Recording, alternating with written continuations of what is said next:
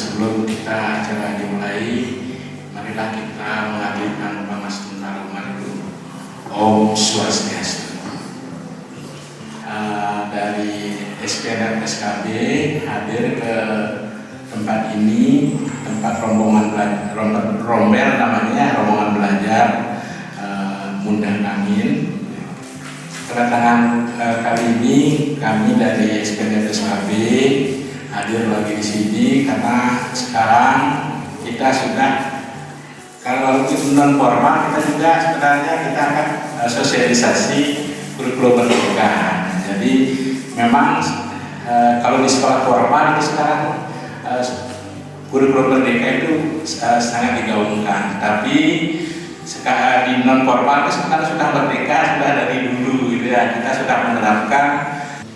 Mungkin masih jauh tertinggal, untuk itu kami berpesan kepada Bapak juga narasumber, semoga dengan kegiatan ini kami sangat berharap bisa berjalan dengan itu yang menjadi terpenting bagi kami untuk pada kegiatan ini, supaya nanti pendidikan formal mendapat perhatian ya, paling tidak adalah untuk hubungan menyukseskan program PAUD dan Hikmah. Jadi PAUD silakan di sini ya.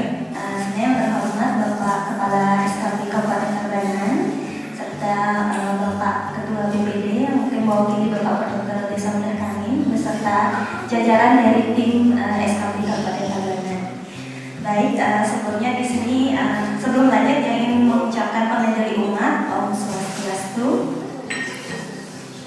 Ya, sebenarnya saya ingin berterima kasih kepada Bapak SKB, Kepala SKB Kabupaten Tabanan sudah artinya mempercayai dia untuk menjadi narasumber atau ya. Sebelum mulai mungkin saya akan perkenalan diri terlebih dahulu, karena kalau pepatah mengatakan kalau tak kenal maka tak sayangin, kalau bagi tiang kalau tak kenal maka tak nyambung gitu ya.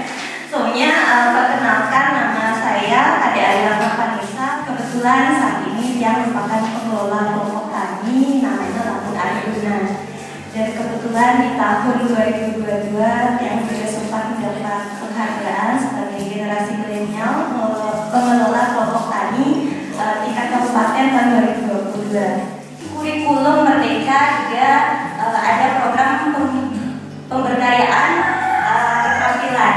Nah, mungkin dari Bapak SKB juga sudah melihat potensi dari Desa Mundah Angin, di mana kearifan lokal atau mayoritas penduduk kita di Desa Mundah Angin sebagai seorang petani atau pekebun.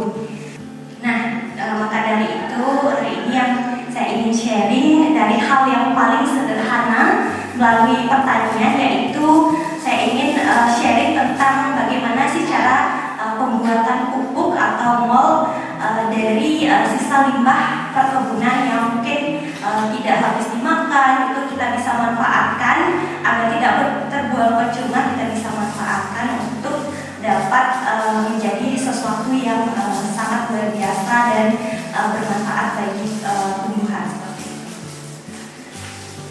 Nah, lanjut, apa sih itu mol? Mungkin ada yang tahu nggak? Apa sih itu mol? Ada yang tahu nggak kira-kira?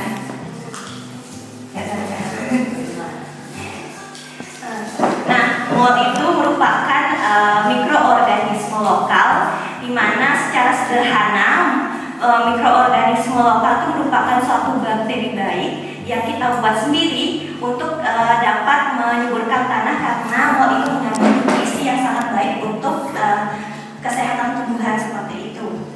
Nah, larutan mol ini mengandung unsur hara mikro dan makro, dan juga mengandung bakteri yang berguna untuk pupuk organik cair maupun dapat menjadi sebuah dekomposer. Itu sebagai biang kita membuat suatu kompos agar komposnya lebih cepat terurai, dan dapat juga digunakan sebagai pestisida organik untuk mengendalikan hama dan penyakit tanaman.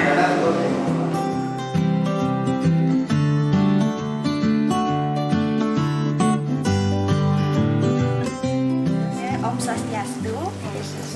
karena tadi kita sebelumnya sudah sempat sharing tentang teori bagaimana sih cara pembuatan mol atau pemanfaatan mol sebagai pupuk organik cair yang bisa kita berdayakan di wilayah kita di Desa Mundur Kangen, yang khususnya saat ini potensinya adalah di perkebunan gitu atau pertanian. Nah, sekarang kita lanjut aja ke proses atau praktek cara pembuatan molnya, di mana tadi bahan-bahan yang sudah saya jelaskan. Yang pertama kita butuhkan sebagai sumber mikroorganismenya adalah kita gunakan limbah dari buah pisang yang sudah busuk. Ini biasanya kita dapatkan dari hasil perkebunan kita, yang biasanya dari buah yang tidak bisa dijual atau tidak dimakan, sudah busuk, kita bisa pergunakan sebagai pupuk organik cair. Ini bahannya adalah limbah pisang yang sudah busuk. Yang kedua yang kita butuhkan sebagai sumber karbohidrat, kita gunakan air cucian beras. Yang ketiga sebagai sumber glukosanya kita gunakan gula merah yang sudah dilarutkan atau dicairkan. Nah, adapun rangkaian cara pembuatannya adalah di mana limbah buah pisang itu sebelumnya kita lumatkan dulu dengan cara bisa di blender atau bisa kita tumbuk sampai halus. Nah, ini merupakan limbah buah pisang yang sudah dilumatkan dengan blender. Ini bisa dilihat ya. Nah, yang kedua itu setelah ini dilumatkan, nanti kita campurkan semua bahan-bahan yang ada, seperti kita campurkan langsung air cucian beras ini sebanyak 1 liter kurang lebih dengan media limbahnya sekitar 1 kg. Nanti kita campurkan juga gula merah sekitar 2 ounce atau sekitar 3 sendok makan. Mungkin dari rekan-rekan nanti mau ada ikut di depan demo sama saya melakukan praktek pembuatan. Mungkin satu aja ya. Nanti diaduk. Nanti saya yang tuangkan ya. Aduknya di mana? Di sini ya. Nanti kita tuangkan air cucian beras terlebih dahulu ke media limbah pisang yang sudah busuk. Setelah air cucian beras, kita juga bisa tambahkan gula merah. Itu sekitar 1 ounce atau sekitar 3 sendok makan.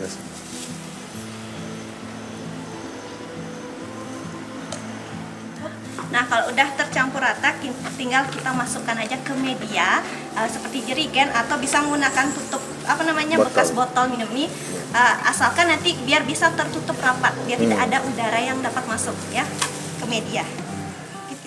Nanti dalam pembuatan mol juga usahakan medianya kita taruh tuh 1/4 dari media, karena nanti selama proses fermentasi bahan-bahan ini akan mengeluarkan gas yang cukup tinggi. Sekitar nanti kalau ini kan sekitar 1,5 liter, kita pakai 1/4-nya aja lah. Nanti kalau dipenuhin bakal meledak. Kita tutup sampai rapat, pokoknya jangan sampai ada udara yang dapat masuk. Itu salah satu kunci keberhasilan terbentuknya mol ini. Nah, setelah kita masukkan ke dalam media, kita harus tempatkan mol ini selama fermentasi itu di tempat yang sejuk. Hindari terkena paparan sinar matahari langsung ya, karena itu juga dapat menghambat proses pembentukan mol ini. Nah, kunci juga yang dapat saya sampaikan, setiap pagi tutup botol dari jerigen ini harus kita buka minimal selama 2 menit agar mengeluarkan gas yang terjadi dalam proses fermentasi. Kalau tidak dibuka, media ini akan bisa meledak. Nanti cara membukanya juga, karena di hari pertama biasanya gasnya itu sangat banyak. Kalau dibuka secara pasti juga akan menyembur. Ya? Jadi caranya seperti ini, pelan-pelan. Bukanya misalnya ces, nanti kan akan ada suara ces itu. Tutup lagi. Buka lagi, ces. Sampai dia keluar pelan-pelan. Sampai sudah nggak terlalu cesnya itu udah sedikit, baru buka. Aman, tidak akan. Berarti setelah 1 bulan nggak perlu dibuka lagi. Mungkin perlu dicek juga, tapi kadar gasnya kan sudah sedikit. Nanti boleh dibukanya mungkin seminggu sekali atau 5 hari sekali gitu. Nggak setiap hari lagi. Nanti kalau selama kurang lebih 2 bulan gasnya sudah tidak ada, baunya juga sudah manis seperti tape, itu sudah bisa digunakan. Namun dengan dosis yang telah Tiang sampaikan tadi, kalau misalnya berbandingannya tuh 1/20, di mana 1 liter mol ini dicampur dengan 20 air bersih. Nanti bisa diaplikasikan dengan cara disemprotkan ke tanaman atau disiram secara langsung. Boleh disaring berarti ya? Ya, nanti kalau udah jadi harus disaring. Ya, nanti ampasnya juga bisa digunakan untuk kompos. Nanti dicampurkan aja sama tanah. Nah, ini adalah mall yang sudah jadi. Ini terbuat dari limbah buah-buahan. Kemarin sisa lungsuran, Galungan dan Kuningan saya pakai pisang dan jeruk. Ini sudah jadi, baunya sangat manis dan seperti bisa rekan-rekan cium. Jangan takut dicium, jangan takut menciumnya karena ini baunya manis. Jangan lama-lama cium nanti saya. Kan baru menjemur cepot.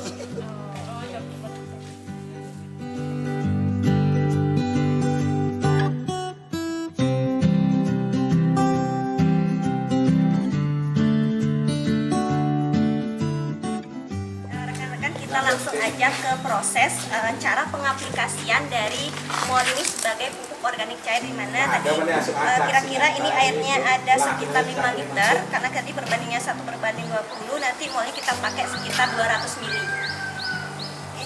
Kita langsung saja campurkan ke air bersih seperti ini. Ini molnya sekitar 200 ml. Oh, jangan sama masak. Tinggal kita aduk aja. Dan bisa langsung disiramkan ke media yang ingin kita beri pupuk. Kebetulan potensi kita di sini ada manggis dan durian sebagai ikon kita. Kita bisa siramkan ke pohon manggis sebagai penambah rasa manis, sebagai penambah rasa manis buah manggis. Itu bisa fungsi dari mol ini sudah bisa seperti itu.